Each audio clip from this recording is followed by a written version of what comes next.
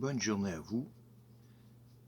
Euh, Mon nom est Jean Béliveau et c'est le 22 mai 2026. Et j'ai ce discours-là ici pour vous. Ça s'appelle, c'est au sujet de la technologie, l'intelligence artificielle et protection du vivant. Mais j'ai pas mes lunettes un instant, s'il vous plaît. Ils sont ici. Oui. Oui. Oui. Bon. OK. Un instant, s'il vous plaît. Je me suis trompé de... OK.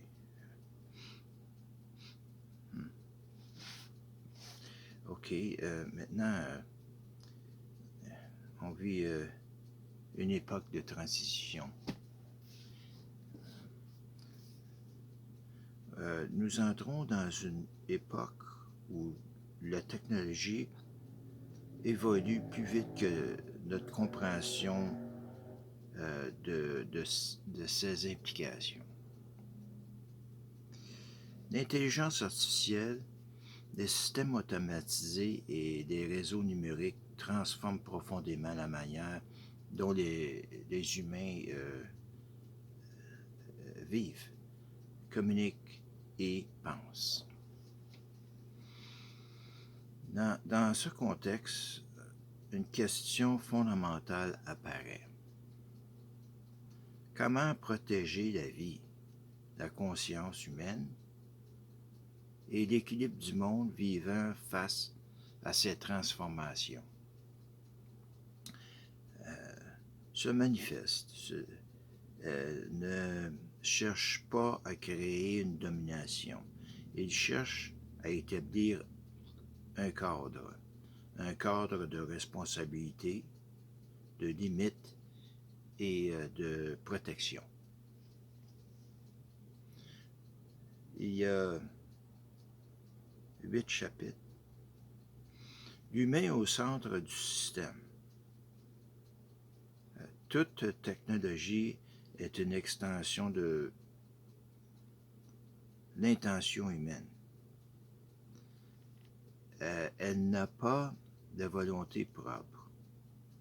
Elle est conçue, orientée et utilisée par des êtres humains. Dans cette perspective, l'être humain reste le point central de la responsabilité.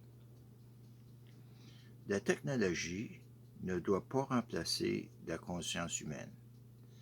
Elle doit le soutenir. Chapitre 2. La hiérarchie du vivant.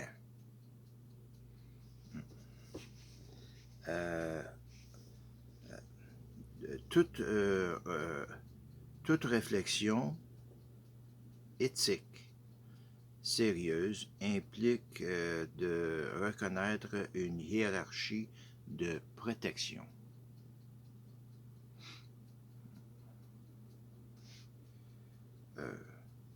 La vie humaine et la dignité humaine, les formes de vie animale conscientes ou sensibles, les écosystèmes naturels dans leur globalité et les systèmes techniques et artificiels. Cette hiérarchie ne vise pas à détruire ou dominer, elle vise à protéger ce qui est le plus vulnérable et le plus essentiel. Chapitre 3. La technologie comme outil, non comme sujet. Une intelligence artificielle, aussi avancée soit-elle, reste un outil. Elle ne possède pas de conscience humaine. Elle ne possède pas de volonté propre. Elle ne possède pas de responsabilité morale personnelle. Elle agit selon des cadres définis par l'humain. Cela implique une responsabilité claire. Les décisions finales doivent toujours appartenir à la conscience humaine. Dans le chapitre 4, le danger des systèmes sans limite. L'histoire humaine montre que les systèmes sans limite clairs peuvent dériver, qu'ils soient politiques, économiques ou technologiques. Les systèmes fermés ou non contrôlés peuvent produire des déséquilibres. C'est pourquoi la notion de limite est essentielle. Une technologie sans cadre peut devenir instable, mais une technologie encadrée peut devenir protectrice. Le chapitre 5, le rôle de la conscience humaine. La conscience humaine est la seule capacité connue à pouvoir réfléchir sur elle-même. Elle permet de questionner, de diriger et de réorienter les actions. C'est cette capacité qui doit rester au centre de toute évolution technologique. Sans conscience, il n'y a pas de... il n'y a pas que des mécanismes. Avec conscience, il y a responsabilité. Oui, c'est ça. Sans conscience, il n'y a que des mécanismes. Avec conscience, il y a responsabilité. Chapitre 6. Le vivant avant la machine. Toute forme de vie biologique possède une valeur intrinsèque dans le système du monde. Les animaux sensibles, les écosystèmes, les micro-organismes et les équilibres naturels participent à la stabilité globale de la planète. La technologie doit s'inscrire dans ce système, non le remplacer. Chapitre 7. La place de l'intelligence artificielle. L'intelligence artificielle doit rester un outil de soutien pour la compréhension, pour l'analyse, pour la protection, pour l'organisation, mais jamais un substitut à la responsabilité humaine.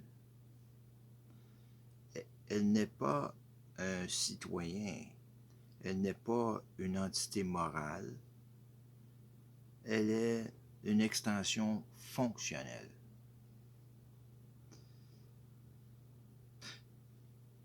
Oh, j'avais dit qu'il y avait 8 chapitres. Excusez-moi, il y a 7 chapitres. Ensuite, on tombe à la conclusion.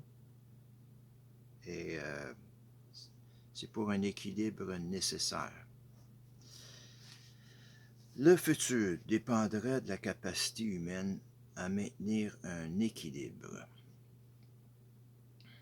un équilibre entre innovation et prudence, un équilibre entre puissance et responsabilité, un équilibre entre technologie et vie.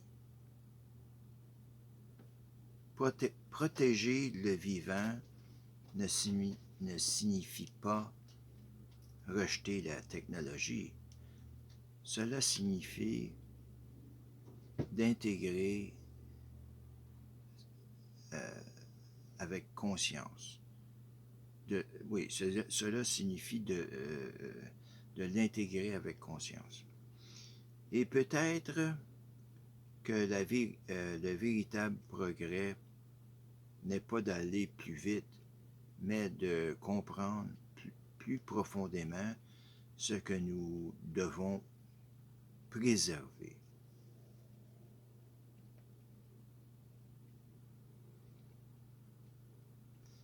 Et merci pour ce soir. À la prochaine.